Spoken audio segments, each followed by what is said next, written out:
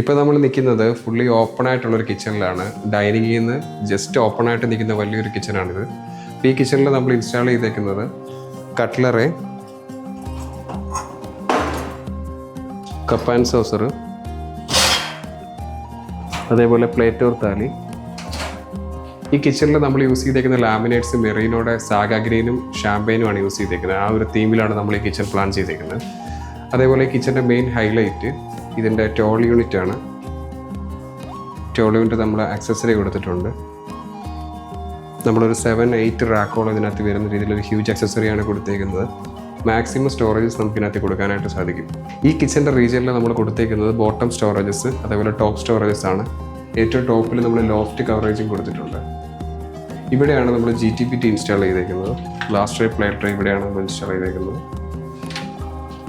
Usually നമ്മൾ modular കിച്ചൺസിൽ കൊടുക്കുന്ന pull out സിങ്കാണ് ഇവിടെ നമ്മൾ പ്ലേസ് ചെയ്തേക്കുന്നത്.